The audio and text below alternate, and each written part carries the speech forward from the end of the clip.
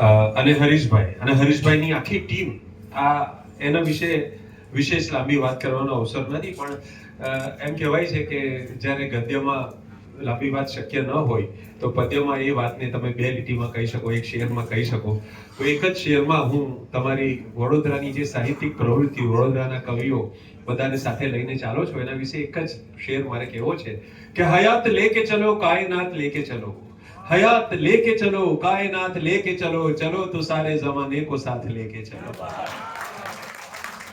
સમગ્ર સાહિત્યકારો, સાહિત્ય રસિકો આ બધાને સાથે લઈને જ્યારે ચાલી રહ્યા છે ત્યારે પ્રિય કૌરેશભાઈ, ડોક્ટર કૌરેશભાઈ વચરાજાની, હું પણ ડોક્ટર છું, એ પણ ડોક્ટર છે, અમારા બેમાં થોડોક ફરક છે. હું જમીન પર રહેનારા માણસોનો ડોક્ટર છું, એ પાણીની અંદર વસતા જીવોના ડોક્ટર છે. તો કૌરેશભાઈને વિનંતી કરીશ કે આમ તો આ વિશેષ પરિચય અશરફભાઈ આવે પછી કરવાનો હોય, પણ સમયની મર્યાદાને ધ્યાનમાં આપણે એમ કરીએ કે પહેલા સ્વાગત પતાવી દઈએ અને પછી આ પ્રવચન રાખીએ. એટલી વારમાં કદાચ અશરફભાઈ આવી જાય. એમ કરવું છે? એમ કરીએ. હા, એમ કરીએ.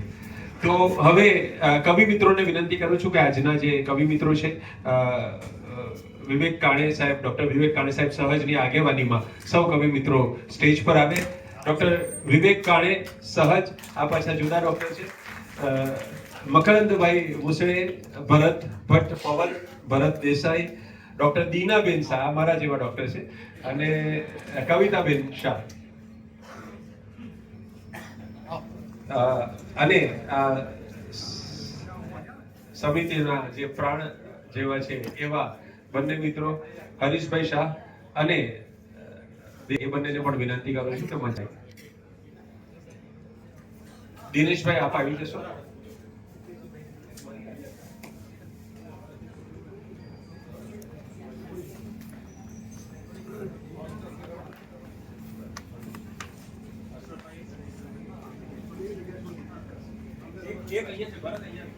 ભરતભાઈ